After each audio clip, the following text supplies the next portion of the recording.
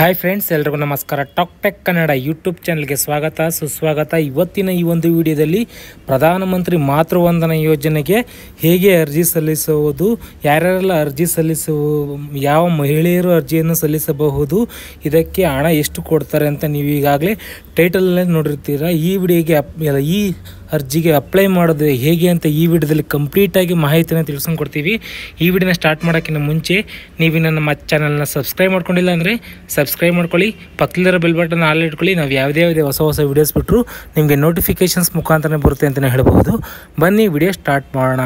ಹೌದು ಫ್ರೆಂಡ್ಸ್, ಪ್ರಧಾನಮಂತ್ರಿ ಮಾತೃವಂದನಾ ಯೋಜನೆ ಅಡಿಯಲ್ಲಿ ನಿಮಗೆ ಬಾಣಂತಿಯರು ಅಥವಾ ಗರ್ಭಿಣಿಯರಿಗೆ 11,000 ರೂಪಾಯಿ ಯೋಜನೆಯು ಉಚಿತವಾಗಿ ದೊರಕುತ್ತದೆ. ಅದು ನೀವು ಆನ್ಲೈನ್ ಮುಖಾಂತರ ಅರ್ಜಿಯನ್ನು ಸಲ್ಲಿಸಬಹುದು ಅಥವಾ ನಿಮ್ಮ ಹತ್ತಿರದ ಅಂಗನವಾಡಿಗೆ ಹೋಗಿ ಸಹ ಕೂಡ ನೀವು ಅರ್ಜಿಯನ್ನು ಸಲ್ಲಿಸಬಹುದು. ಆದರೆ ಈ ವಿಡಿಯೋದಲ್ಲಿ ನೀವು ನಿಮ್ಮ ಮೊಬೈಲ್ನಲ್ಲೇ ನೀವು ಆನ್ಲೈನ್ ಮುಖಾಂತರ ಹೇಗೆ ಅರ್ಜಿಯನ್ನು ಸಲ್ಲಿಸೋದಂತ ಕಂಪ್ಲೀಟಾಗಿ ತಿಳ್ಕೊತೀರಾ. ಈ ವಿಡಿಯೋಗೊಂದು ಲೈಕ್ನ ಮಾಡಿ ಅಂತ ಕೇಳ್ಕೊತ ವಿಡಿಯೋನ ಸ್ಟಾರ್ಟ್ ಮಾಡ್ತಿದ್ದೀನಿ.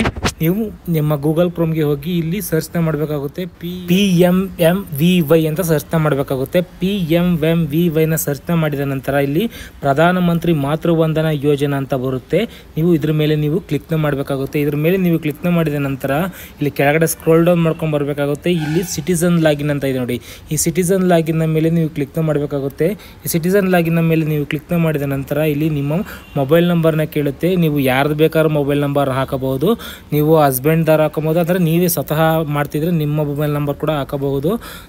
ಇಲ್ಲಿ ಮೊಬೈಲ್ ಮೇಲೆ ಇಲ್ಲಿ ವ್ಯಾಲಿಡೇಟ್ನ ಮೇಲೆ ನೀವು ಕ್ಲಿಕ್ ಮಾಡಬೇಕಾಗುತ್ತೆ. ವ್ಯಾಲಿಡೇಟ್ನ ಮೇಲೆ ನೀವು ಕ್ಲಿಕ್ ಮಾಡಿದ ನಂತರ ಇಲ್ಲಿ ಡ್ಯಾಶ್ ಬೋರ್ಡ್ ಓಪನ್ ಆಗುತ್ತೆ, ನೋಡ್ಬೋದು. Welcome dash board. ಇಲ್ಲಿ 3 ಡಾಟೆಡ್ ಲೈನ್ ಇದೆ ನೋಡಿ. ಈ 3 ಡಾಟೆಡ್ ಲೈನ್ ಮೇಲೆ ನೀವು ಕ್ಲಿಕ್ ಮಾಡಿ ಎರಡನೇ ಆಪ್ಷನ್ ಇದೆ ನೋಡಿ, ಡಾಟಾ ಎಂಟ್ರಿ ಅಂತ. ಈ ಡಾಟಾ ಎಂಟ್ರಿ ಮೇಲೆ ನೀವು ಕ್ಲಿಕ್ ಮಾಡಬೇಕಾಗುತ್ತೆ. ಇಲ್ಲಿ ಬೆನಿಫಿಷಿಯರಿ ರಿಜಿಸ್ಟ್ರೇಷನ್ ಅಂತ ಇದೆ ನೋಡಿ. ಈ ಬೆನಿಫಿಷಿಯರಿ ರಿಜಿಸ್ಟ್ರೇಷನ್ ಮೇಲೆ ನೀವು ಕ್ಲಿಕ್ ಮಾಡಿದ ನಂತರ ನಿಮಗೆ ಅಪ್ಲಿಕೇಶನ್ ಫಾರ್ಮ್ ಓಪನ್ ಆಗುತ್ತೆ. ಇಲ್ಲಿ ತುಂಬ ಕೇರ್ಫುಲ್ ಆಗಿರಬೇಕು ನೀವು, ಯಾಕೆಂದರೆ ಅಪ್ಲಿಕೇಶನ್ನ ಫಿಲ್ ಮಾಡಬೇಕಾದ್ರೆ ಒಂದ್ಸಲಿ ಫಿಲ್ ಮಾಡಿದ್ರೆ ಸಾಕು, ನಿಮಗೆ ಅದೇ ಕಂಟಿನ್ಯೂ ಆಗುತ್ತೆ ಅಂತಲೇ ಹೇಳ್ಬೋದು. ಇಲ್ಲಿ ಫಸ್ಟ್ನೇ ಆಪ್ಷನ್ ಬರುತ್ತೆ, is beneficiary of an employee of central government or state government ಅಂದರೆ ಕೇಳುತ್ತೆ. ಇಲ್ಲಿ ಎಸ್ ಇದ್ರೆ ಎಸ್ ಹಾಕಿ, ನೋ ಇದ್ರೆ ನೋ ಹಾಕಿ. ನೀವು applying for a first child ಅಥವಾ ಸೆಕೆಂಡ್ ಗರ್ಲ್ ಚೈಲ್ಡ್ ಅಂತ ಇದೆ. ನೀವು ಫಸ್ಟ್ ಚೈಲ್ಡ್ಗಾಗಿದ್ರೆ ಯಾವುದೇ ಫಸ್ಟ್ನೇ ಚೈಲ್ಡ್ ಅಂದರೆ ಯಾವುದೇ ಆಗಲಿ, ಗಂಡಾಗಲಿ ಹೆಣ್ಣು ಮಗು ಆಗಲಿ ನೀವು ಅಪ್ಲೈ ಮಾಡ್ಬೋದು. ಎರಡನೇ ಮಗು ಆಗಿದ್ರೆ ನೀವು ಹೆಣ್ಣು ಮಗುವಿಗೆ ಮಾತ್ರ ನೀವು ಅಪ್ಲೈ ಮಾಡಬೇಕಾಗುತ್ತೆ. ಇಲ್ಲಿ ನಂಬರ್ ಆಫ್ ಲಿವಿಂಗ್ ಚಿಲ್ಡ್ರನ್ ಅಂತ ನೋಡಿ. ಈ ನಂಬರ್ ಆಫ್ ಲಿವಿಂಗ್ ಚಿಲ್ಡ್ರನ್ ಮೇಲೆ ನೀವು ಒಂದನೇ ಮಗು ಆಗಿದ್ರೆ 0 ಅಂತ ಸೆಲೆಕ್ಟ್ ಮಾಡಬೇಕಾಗುತ್ತೆ. ಎರಡನೇ ಮಗು ಆಗಿದ್ರೆ ನೀವು 1 ಅಂತ ಸೆಲೆಕ್ಟ್ ಮಾಡಬೇಕಾಗುತ್ತೆ. Does the beneficiary of Aadhaar card ಅಂತ ಇದೆ. ನೀವು ಎಸ್ ಅಂತ ಕೊಡಲೇಬೇಕಾಗುತ್ತೆ. ಯಾಕೆಂತಂದರೆ ಇದು DBT ಮುಖಾಂತರ ನಿಮಗೆ ಆಧಾರ್ ಕಾರ್ಡ್ ಮುಖಾಂತರ ನಿಮಗೆ ಹಣ ವರ್ಗಾವಣೆ ಆಗೋದ್ರಿಂದ ನೀವು ಆಧಾರ್ ಕಾರ್ಡ್ ನಂಬರ್ನ ಕಡ್ಡಾಯವಾಗಿ ಹಾಕಬೇಕಾಗುತ್ತೆ. ಇಲ್ಲಿ ಟರ್ಮ್ಸ್ ಆ್ಯಂಡ್ ಕಂಡೀಷನ್ಸ್ನ ಕೊಟ್ಟಿರ್ತಾರೆ, ನೀವು ಇಲ್ಲಿ ಕ್ಲಿಕ್ನ ಮಾಡ್ಕೊಬೇಕಾಗುತ್ತೆ. ಇಲ್ಲಿ ಕ್ಲಿಕ್ ಮಾಡಿದ ನಂತರ ಇಲ್ಲಿ ಆಧಾರ್ ಕಾರ್ಡಲ್ಲಿ ಯಾವ ಥರ ಇರುತ್ತೆ ಆ ನಂಬರ್ನ ಎಂಟ್ರ್ ಮಾಡಬೇಕಾಗುತ್ತೆ. ನಂತರ ಇಲ್ಲಿ ಆಧಾರ್ ಕಾರ್ಡ್ ನಂಬರ್ನ ಎಂಟ್ರ್ ಮಾಡಬೇಕಾಗುತ್ತೆ. ಆಧಾರ್ ಕಾರ್ಡ್ ನಂಬರ್ನ ಎಂಟ್ರ್ ಮಾಡಿ ನಂತರ ಇಲ್ಲಿ ಡೇಟ್ ಆಫ್ ಬರ್ತ್ ಅಂದರೆ ಡೇಟ್ ಆಫ್ ಬರ್ತ್ನ ಎಂಟ್ರ್ ಮಾಡಬೇಕಾಗುತ್ತೆ. ಅಂದರೆ ಇಯರ್ಸ್ ಅಂದರೆ ನಿಮಗೆ ಎಷ್ಟು ಏಜ್ ಆಗಿದೆ ಅಂತ ನೀವು ಸೆಲೆಕ್ಟ್ ಮಾಡ್ಕೊಬೇಕಾಗುತ್ತೆ.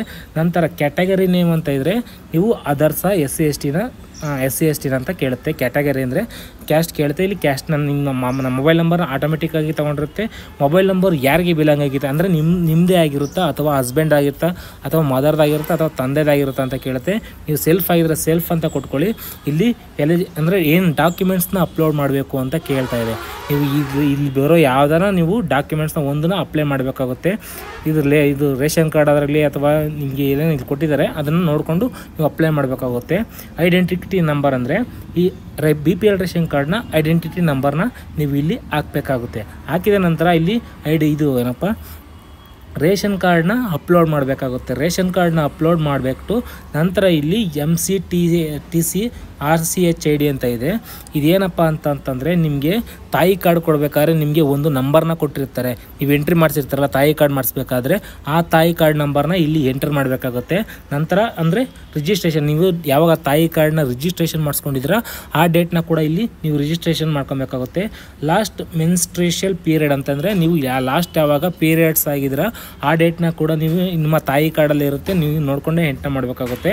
ಆ್ಯಂಟಿ ನ್ಯಾಟಲ್ ಚೆಕಪ್ ಅಂತ ಇದೆ. ಈ ಆ್ಯಂಟಿ ನ್ಯಾಟಲ್ ಚೆಕಪ್ ಅಂದರೆ ಏನಪ್ಪ ಅಂತಂದರೆ ನೀವು ಈ ಲಾಸ್ಟ್ ಯಾವಾಗ ಚೆಕಪ್ ಅಂದರೆ ಸ್ಕ್ಯಾನಿಂಗ್ ಮಾಡಿಸ್ಕೊಂಡಿದ್ದೀರ ಆ ಡೇಟ್ನ ನಿಮ್ಮ ತಾಯಿ ಕಾರ್ಡಲ್ಲೇ ಕೊಟ್ಟಿರ್ತಾರೆ. ನೀವು ಆ ತಾಯಿ ಕಾರ್ಡಲ್ಲಿ ನೋಡಿಕೊಂಡು ಎಂಟ್ರಿ ಮಾಡಬೇಕಾಗುತ್ತೆ.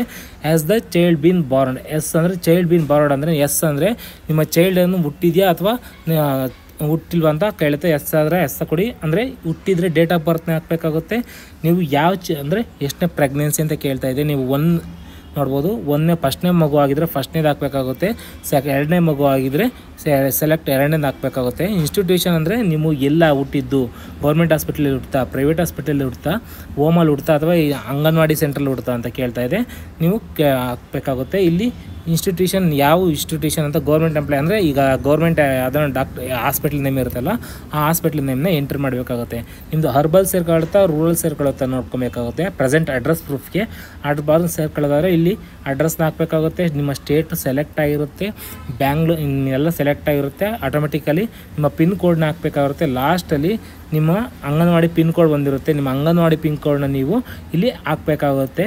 ಹಾಕ್ಬಿಟ್ಟು ಇಲ್ಲಿ ಸಬ್ಮಿಟ್ನ ಮಾಡಬೇಕಾಗುತ್ತೆ. ಸಬ್ಮಿಟ್ನ ಮಾಡಿ ನೀವು ಏನು ಮಾಡೋಂಗಿಲ್ಲ, ಇದಕ್ಕೊಂದು ಅಪ್ಲಿಕೇಶನ್ ಬರುತ್ತೆ. ಅಪ್ಲಿಕೇಶನ್ ಮಾಡಿದರೆ ಇಲ್ಲಿ ನೀವು ಇಲ್ಲೇ ಚೆಕ್ ಮಾಡ್ಕೊಬೋದು. ಇಲ್ಲಿ ನಿಮ್ಮ ಅಪ್ಲೈಮೆಂಟ್ ಏನಾಗಿದೆ ಅಂತ ಇಲ್ಲೇ ಕೂಡ ನೀವು ಚೆಕ್ ಮಾಡ್ಕೊಬೇಕಾಗುತ್ತೆ. ನಿಮ್ಮ ಅಪ್ಲಿಕೇಶನ್ ಸ್ಟೇಟಸ್ಸು ನೀವು ಇಲ್ಲೇ ಚೆಕ್ ಮಾಡ್ಕೊಬೋದು, ಏನು ತೊಂದರೆ ಇಲ್ಲ. ನೀವು 3 ತಿಂಗಳು ವೆಯ್ಟ್ ಮಾಡಬೇಕಾಗುತ್ತೆ. 3 ತಿಂಗಳಲ್ಲಿ ಬರಲಿಲ್ಲ ಅಂದರೆ ಅಂಗನವಾಡಿ ಅಥವಾ ಯಾವ್ದಾನ ಸೆಂಟ್ರಿಗೆ ಹೋಗಿ ಕೇಳ್ಬೋದು, ಈ ಥರ ಬಂದಿಲ್ಲ ನೋಡಿ ಅಂತ ಚೆಕ್ ಮಾಡ್ತಾರೆ. ಚೆಕ್ ಮಾಡಿ ಹೇಳ್ತಾರೆ. ನೀವು ಆನ್ಲೈನಲ್ಲಿ ನಿಮ್ಮ ಅರ್ಜಿ ಏನಾಗಿದೆ ಅಂತ ಕೂಡ ತಿಳ್ಕೊಬಹುದು.